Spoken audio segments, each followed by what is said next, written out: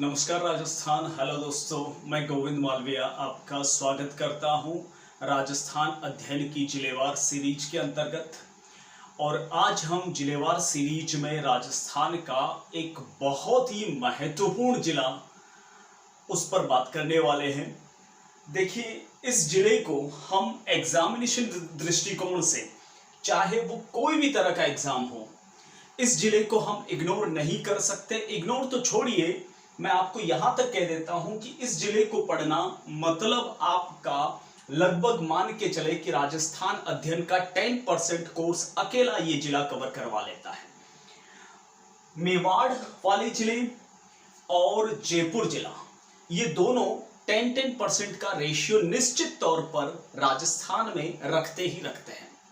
बाकी जिले एक तरफ और ये दोनों जिले एक तरफ, एक चित्तौड़ और उदयपुर मेवाड़ का बेल्ट और एक तरफ ये जयपुर जिला। हालांकि इस जिले पर हम बात करने वाले हैं, हो सकता है कि वीडियो थोड़ा लंबा बने, और लेकिन लंबा मैं वीडियो नहीं बनाता क्योंकि YouTube चैनल पर बहुत सारे लोग जो होते हैं, आप में से कुछ लोगों ने कमेंट भी किया था कि सर वीडियो थोड़ा लंबा बनाया कीजिए। सबकी अलग अलग डिमांड रहती है, खैर मानता हूं उस चीज को। कुछ लोग लंबा देखना चाहते हैं, लेकिन बहुत सारे ऐसे लोग होते हैं जो लंबे समय तक मोबाइल पर देखना पसंद नहीं करते हैं। और वास्तव में अगर देखा जाए तो मोबाइल के साथ में इतना लंबा वक्त बिताना भी सही बात नहीं है। लेकिन अब क्या करें, समस्याएं हमारे सामने ऐसी घर कर गई हैं कि हमें मोबाइल का सहारा लेना पड़ रहा है, यूट्यूब का सहारा लेना पड़ रहा है। कोई दिक्कत नहीं, समय वापस लौट आएगा। तो हो सकता है कि ये वीडियो 2 पार्ट में बने। तो बात कर लेते हैं बिना वक्त गंवाए जयपुर जिले के बारे में। बहुत ही इंटरेस्टिंग, बहुत ही शानदार बनने वाला है ये वीडियो। मैं बात कर दूं इस जिले के बारे में, तो इस जिले से रिलेटेड हम एक एक बारीकी के साथ में हर एक चीज को छुएंगे, हर एक चीज को देखेंगे, ताकि एग्जाम में हर प्रकार की झंझट से हम निजात पा सकें। चाहे वो इतिहास से रिलेटेड मामला हो, चाहे ज्योग्राफी से रिलेटेड मामला हो, चाहे आर्ट एंड कल्चर से रिलेटेड मामला हो, या अन्य चीज से रिलेटेड मामला हो, सारे के सारे कंटेंट्स यहां पर देखेंगे।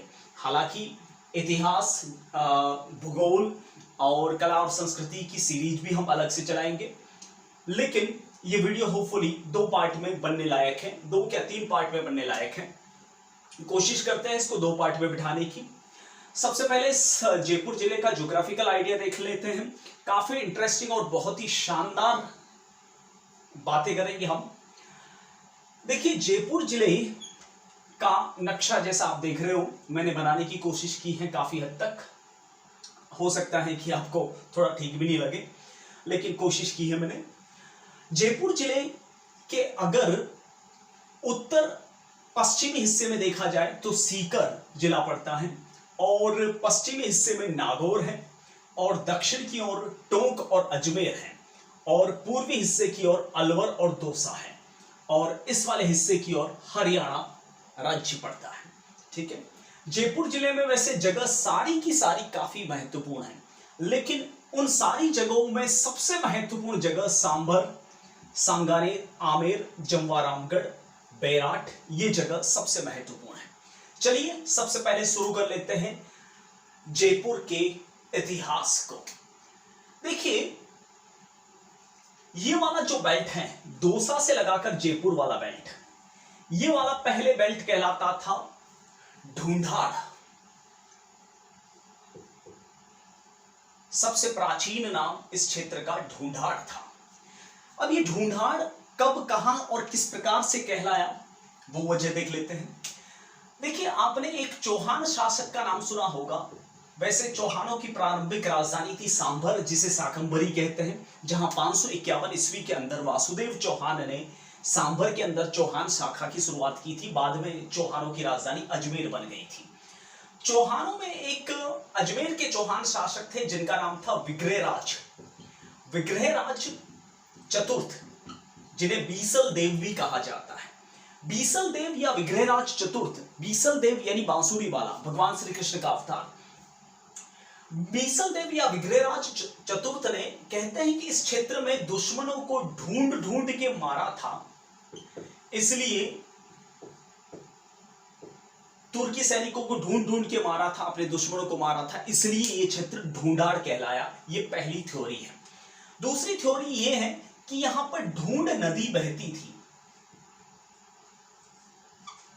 इसलिए ये क्षेत्र ढूंढाड़ कहलाया। तो यह इसका प्राचीन नाम है ढूंढाड़ क्षेत्र का। ठीक है, अब बात करते हैं जयपुर की।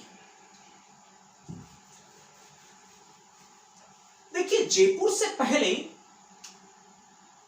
यहां पर कछवाहा वंश का राज था। कछवाहा राजपूत वंश का राज था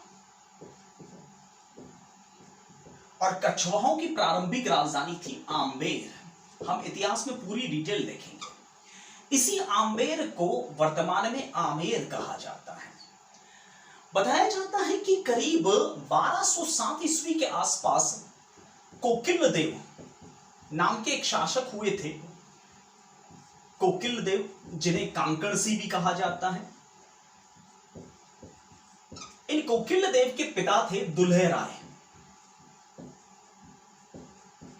दुल्हे राय ने 1137 ईस्वी के अंदर ढूंढाड़ क्षेत्र में कछवा राजवंश की नींव डाली थी। हम इतिहास में पूरी डिटेल्स देखेंगे। दुल्हे राय के पुत्र थे कोकिलदेव। कोकिलदेव के 3 बेटे थे। बड़े बेटे का नाम था पंचवन, उससे छोटे थे शेखा और उससे छोटे थे नरु। पंचवन थोड़े से विकलांग थे। नेक्स्ट शासक पंचवन बने थे कोकिलदेव के बाद में, आम्बेर क्षेत्र के, ढूंढाड़ क्षेत्र के। शेखा और नरु दोनों भाई काफी बहादुर थे। इन्होंने करीब 1207 ईस्वी में अपने पिता के शासनकाल में दोनों भाइयों ने, यानी कांकणसी के पुत्र शेखा और नरु ने, ये आम्बेर वाला क्षेत्र 1207 ईस्वी में जीता था। इसको आम्बेर इसलिए कहा जाता था क्योंकि यहां आमों का बगीचा था, आमों का झुरमुट था, इसलिए यह आम्बेर कहलाता था। ठीक है, इस क्षेत्र को जीता था इन शेखा और नरु ने। शेखा से शेखावत शाखा निकली और नरु से नरुका शाखा निकली। कछवाओं में से ही 2 ब्रांचें निकली थी, एक शेखावत और दूसरी नरुका। नरुका दक्षिण अजमेर के क्षेत्र में बहुत मिलते हैं और शेखावत नॉर्थ जयपुर में ज्यादा मिलते हैं। शेखावटी बेल्ट कहलाता है इनका इलाका। ठीक है, इस आम्बेर से करीब 9वें शासक पंचवन के बाद में कुंतलसी, कुंतलसी के बाद में रामदेव, रामदेव के बाद में जलसी, जलसी के बाद में तेजकर्ण और तेजकर्ण के बाद में लूणकर्ण और लूणकर्ण के बाद में नेक्स्ट शासक बने थे पृथ्वीराज कछवाहा। इस वंश के पृथ्वीराज कछवाहा जो है वह 9वें शासक थे। इन्हीं पृथ्वीराज कछवाहा के 12 पुत्र थे। इन्हीं 12 पुत्रों के बीच में पृथ्वीराज कछवाहा की जो पत्नी थी बालाबाई, जो कि बीकानेर के शासक लूणकर्ण की पुत्री थी, राव लूणकर्ण की पुत्री थी। बालाबाई ने 12 पुत्रों के बीच में 12 कोटड़ियां स्थापित की थी। सबसे बड़ा बेटा था भीमदेव, उससे छोटा था पूर्णमल और पूर्णमल से छोटा था सांगा। पृथ्वीराज कछवाहा के तीसरे पुत्र थे सांगा। इन्हीं सांगा ने सांगानेर की स्थापना की थी। जयपुर से भी पुराना है सांगानेर। ठीक है, पृथ्वीराज कछवाहा के 6ठे पुत्र थे जिनका नाम था बिहारीमल। बिहारीमल, जिन्हें भारमल भी कहा जाता है। इन्हीं राजा भारमल, जो कि पृथ्वीराज कछवाहा के बाद में नेक्स्ट शासक बने थे पूर्णमल, पूर्णमल के बाद में नेक्स्ट शासक बने थे भीमदेव और भीमदेव के पुत्र थे जिनका नाम था रतन सिंह, जो कि 12वें नंबर के शासक बने थे और 13वें नंबर के शासक बने थे बिहारीमल या भारमल। इन्हीं बिहारीमल या भारमल ने, यह कहा जाता है कि करीब 20 जनवरी 1562 ईस्वी को जलालुद्दीन मोहम्मद अकबर की अधीनता स्वीकार की थी और अपनी पुत्री हरकाबाई या रखाबाई, जिसे मरियम उज्जमानी भी कहते हैं, उनका निकाह जलालुद्दीन अकबर से पढ़वाया था। ठीक है, और इन्हीं भारमल या बिहारीमल जो राजस्थान के पहले राजपूत शासक हैं जिन्होंने मुगल अधीनता स्वीकार की थी, इन्होंने ही आमेर दुर्ग का निर्माण करवाया था। ये तो हुई आमेर की बात, ठीक है। आमेर के अंदर जगत शिरोमणि मंदिर है। ये जगत शिरोमणि मंदिर आमेर के राजा मानसिंह प्रथम, जो कि अकबर के दरबार में काफी शोभा पाते थे, इनके बारे में हम डिटेल से जानकारी इतिहास में लेंगे। ये अकबर इन्हें अपना फर्जंद यानी पुत्र मानते थे और इन्हें मिर्जा राजा या फर्जंद राजा भी कहा जाता है। बहुत सारे युद्ध में अकबर के युद्धों का नेतृत्व इन्होंने ही किया था। इनके एक पुत्र थे जगत सिंह, जो कि बंगाल में केदार राय के आक्रमण के दौरान मारे गए थे। मानसिंह की पत्नी थी कनकावती। इन्हीं कनकावती, जो कि बिहार की थी, संग्राम सिंह गहडवाल की बेटी थी। बिहार के राजा संग्राम सिंह गहडवाल की बेटी कनकावती, जो कि मानसिंह प्रथम की पटरानी थी, उन्होंने अपने पुत्र जगत सिंह की याद में यह मंदिर बनवाया था, जिसे जगत शिरोमणि मंदिर कहा जाता है। यह मूलतः कृष्ण मंदिर है, भगवान श्री कृष्ण का मंदिर है। और इसमें जो मूर्ति है वह जिसकी मीराबाई पूजा किया करती थी, वो मूर्ति इसमें स्थापित की गई है। अब चलते हैं आमेर की जयपुर की ओर, मूलतः जयपुर की ओर। देखिए, जयपुर जहां स्थापित किया गया था, इसके संस्थापक थे, वो थे सवाई जयसिंह, जो जयपुर रियासत के लगभग 17वें 18वें शासक थे, जिन्हें जयसिंह द्वितीय भी कहा जाता है। हालांकि इतिहास में हम पूरा देखेंगे इनको, और इनसे संबंधित काफी महत्वपूर्ण चीजें भी हैं। लगभग मैक्सिमम जयपुर में निर्माण कार्य इन्होंने ही करवाए हैं। जयसिंह द्वितीय, जिन्हें सवाई जयसिंह भी कहा जाता है, सवाई जयसिंह ने आमेर में बढ़ती हुई जनसंख्या को देखकर आमेर के जस्ट निकट, जहां पहले एक अस्तबल हुआ करता था, जहां पर घोड़ों को ट्रेनिंग देने का स्थान था, उस जगह पर जयपुर बसाने की शुरुआत की। और जयपुर की जो नींव रखी थी, वो नींव रखी थी सवाई जयसिंह के कुल गुरु पंडित जगन्नाथ ने। देखिए, राजस्थान की राजधानी है और काफी हमें डीपली देखना पड़ेगा, यहां से बहुत सवाल उछल के आने वाले हैं। पंडित जगन्नाथ, जो कि कुल पुरोहित थे सवाई जयसिंह के, उन्होंने इसकी नींव रखी थी जयपुर की। पहले इसको जयनगर कहा जाता था, ठीक है। जयनगर की नींव रखी थी पंडित जगन्नाथ ने, और नींव रखने का जो दिनांक थी वह 18 नवंबर 1727 से 1729 के बीच में जयनगर बना था। और ये जयनगर राजस्थान का ही नहीं, भारत का पहला सुव्यवस्थित शहर है, जो पूरे प्लान के साथ में ग्रिड प्रणाली के आधार पर बनाया गया है। इसका जो डिजाइन है, वो डिजाइन तैयार किया था एक बंगाली ब्राह्मण थे, जिनका नाम था विद्याधर भट्टाचार्य।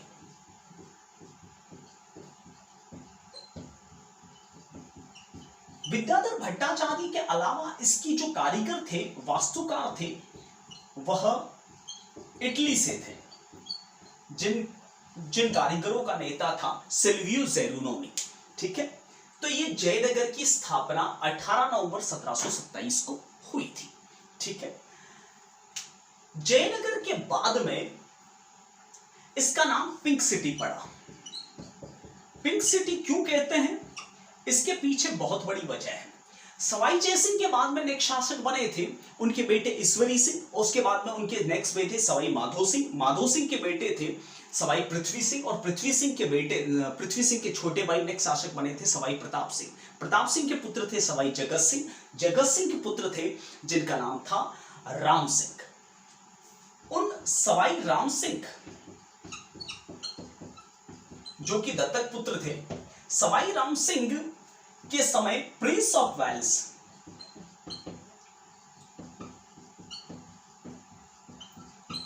भारत यात्रा पर आए थे। प्रिंस ऑफ वेल्स, जिनका नाम था अल्बर्ट, प्रिंस अल्बर्ट। वेल्स एक जगह का नाम है जो कि इंग्लैंड का एक हिस्सा है, जिसकी राजधानी है कार्डिफ। आपने वर्ल्ड कप में नाम सुना होगा कार्डिफ, ठीक है। प्रिंस अल्बर्ट, जिनका नाम था, जिन्हें प्रिंस ऑफ वेल्स कहा जाता था, ठीक है, वो भारत यात्रा पर आए थे। तो इन्हीं की याद में यहां पर अल्बर्ट हॉल बनाया गया था, करीब ये बात है 1887 ईस्वी की, ठीक है। इसके अलावा ब्रिटेन के सम्राट फिलिप एडवर्ड भारत यात्रा पर आए थे। ब्रिटिश सम्राट फिलिप एडवर्ड भारत यात्रा पर आया था, तो सवाई राम सिंह द्वितीय ने पूरे शहर को गेरुए रंग में रंगवाया था।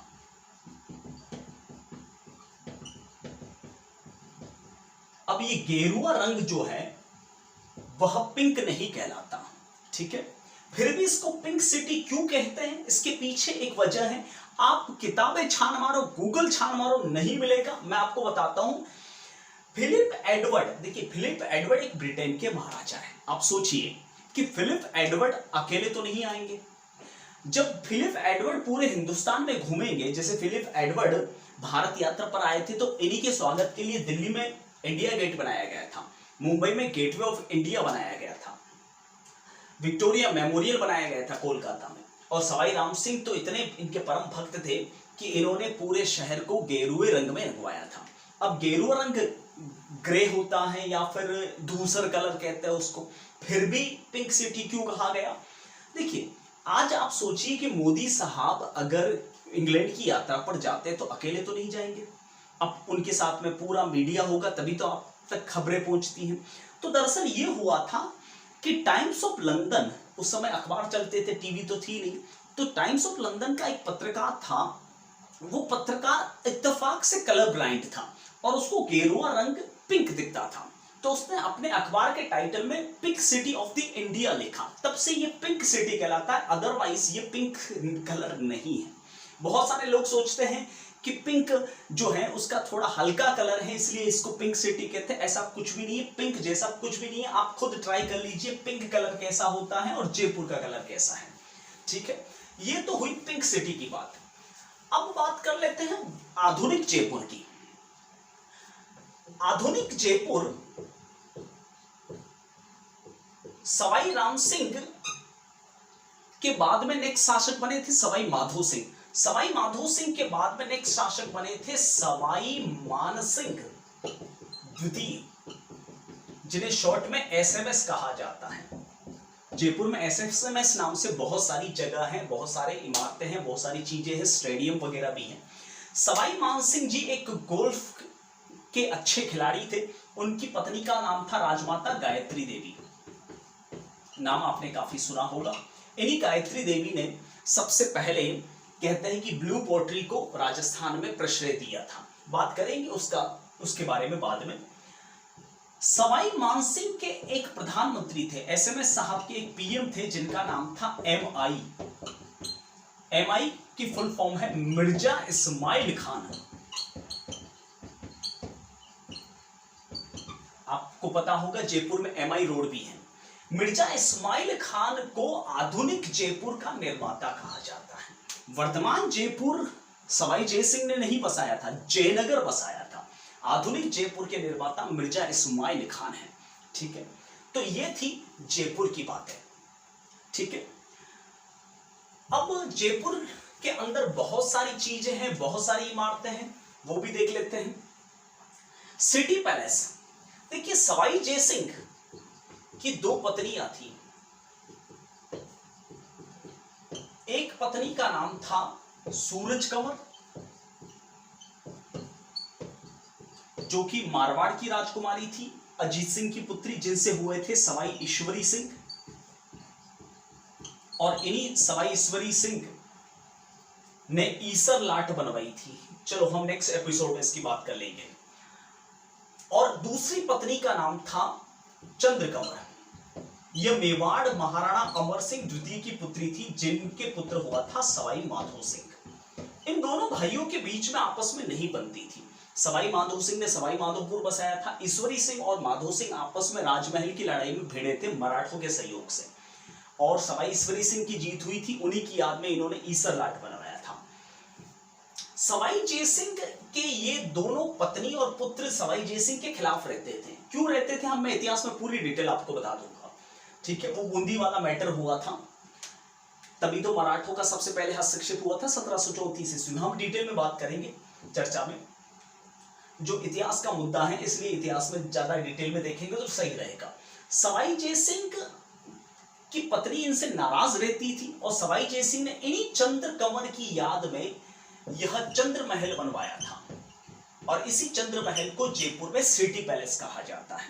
ठीक है, इसके अलावा राम बाग सवाई राम सिंह जी ने बनवाया था, एक गार्डन है। राम निवास बाग भी है जयपुर के अंदर, अकाल राहत कार्यों के लिए बनवाया था। जंतर मंतर सवाई जयसिंह ने बनवाया था। 2010 में यूनेस्को ने इसे विश्व धरोहर सूची में शामिल किया है। ठीक है, United Nations Education and Science Cultural Organization यानी संयुक्त राष्ट्र शैक्षणिक एंड सांस्कृतिक एंड वैज्ञानिक संगठन समथिंग ऐसा कुछ कहते हैं, इसने 2010 में विश्व धरोहर सूची में शामिल किया था। आपको पता होगा सवाई जयसिंह ने जंतर मंतर 5 शहरों में बनाए थे, दिल्ली में, जयपुर में, इसके अलावा मथुरा में, उज्जैन में और वाराणसी में। वाराणसी जिसको बनारस या काशी भी कहा जाता है।